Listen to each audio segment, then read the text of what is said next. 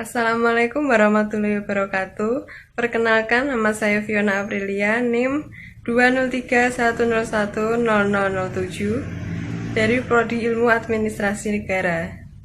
Di sini saya akan membahas mengenai beberapa bencana alam yang terjadi di Indonesia pada tahun 2021. Bencana alam yang pertama adalah tanah longsor di Desa Cihanjuang, Sumedang, Jawa Barat, terjadi pada tanggal 9 Januari 2021.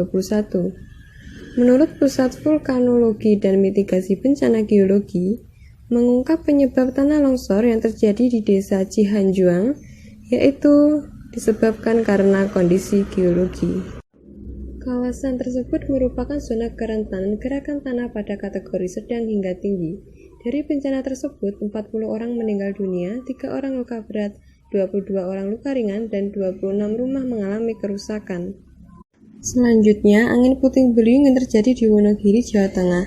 Angin puting beliung ini terlihat di atas Waduk Gajah Mungkur, Kabupaten Wonogiri, pada hari Rabu 20 Januari 2021 pukul 15.30 waktu Indonesia Barat.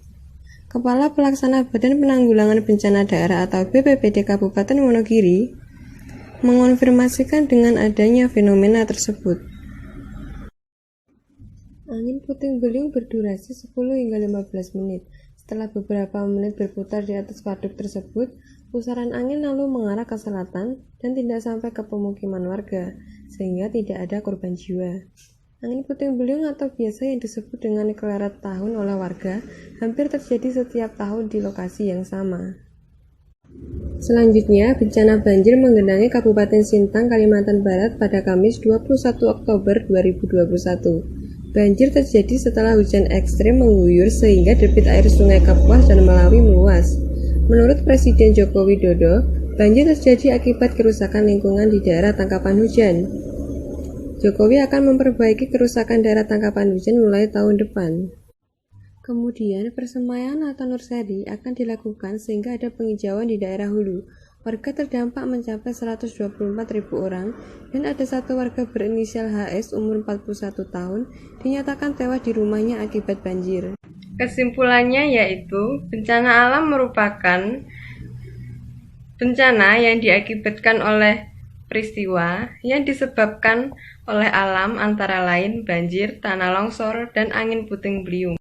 Dari ketiga contoh tersebut, potensi utama terjadinya bencana disebabkan adanya hujan deras, sehingga dapat merusak daerah tangkapan hujan, kemudian menyebabkan banjir dan tanah longsor.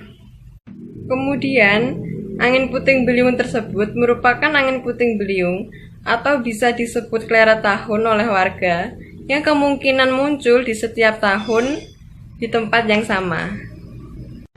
Terkait bencana alam tersebut, sebaiknya pemerintah harus lebih mengetahui informasi yang lebih detail mengenai bencana yang akan terjadi.